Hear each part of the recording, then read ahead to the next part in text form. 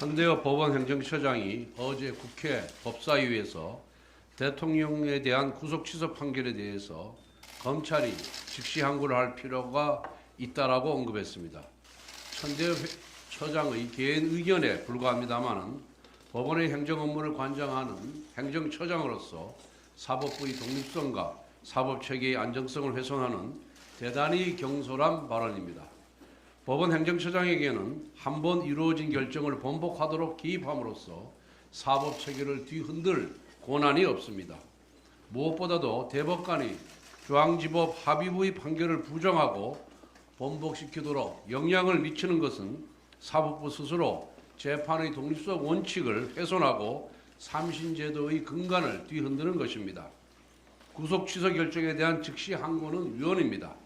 헌재의 판례가 명확하므로 상급심에 가도 기각될 수밖에 없습니다.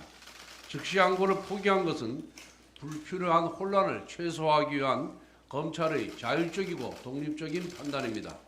천대엽 처장의 발언은 검찰의 자율성까지 침해한 것입니다. 그리고 천대엽 처장이 국회에 나와서 자꾸 민주당 편을 들어주는 정치적 발언을 하고 있어 대단히 우려스럽고 이에 대해서 강력히 경고합니다.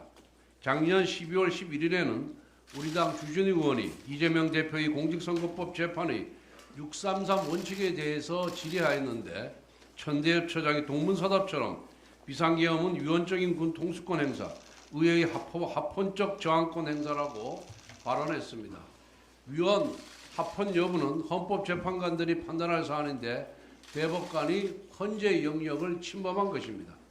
작년 12월 17일에는 우리 당 조배숙 의원이 이재명 대표가 재판 서류를 받지 않는 방식으로 재판을 고의 지연시킨다라고 지적하자 그렇게 평가하기는 쉽지 않은 상태라며 이재명 대표를 두둔했습니다. 그러더니 이번에는 검찰의 즉시 항고를 비판해서 또다시 민주당 편을 들어주고 있는 것입니다. 국회에 나와서 자꾸 이재명 세력을 위한 정치를 하고 있다고 밖에 볼 수 없습니다. 검찰이 법원 행정처장의 개인적인 의견, 월권에 흔들려서는 절대 안 됩니다. 심우정 검찰총장은 검찰의 독립적이고 독자적인 판단이 법원 행정처장의 개인 의견에 의해서 번복이 된다면 이는 검찰의 존재 자체를 스스로 부정하는 것임을 명심하길 바랍니다. 어제부터 민주당이 헌법재판소의 대통령 탄핵 심판의 졸속 판결을 압박하면서 대규모 장애투쟁을 시작했습니다. 단식, 삭발, 천막농성, 가두행진 등 모든 투쟁수단을 총동원하여 헌재를 겁박하고 있습니다. 한편 민주당이 대통령 즉시 파면을 요구하는 와중에 이재명 대표는 공직선거법 위반 혐의 항소심 선고를 2주 앞두고 재판부에 재차 유언법률심판 제청을 신청했습니다.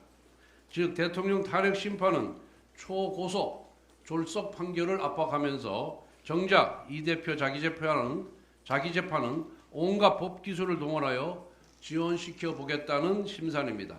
이 얼마나 기괴한 모순입니까? 이런 기만적인 술책이 또 어디에 있습니까?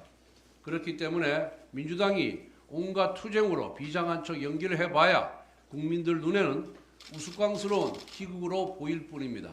무엇보다 탄핵소추를 29번이나 남발한 민주당이 헌재의 졸속 판결을 겁박하고 있다는 사실 자체가 초현실적인 망상입니다.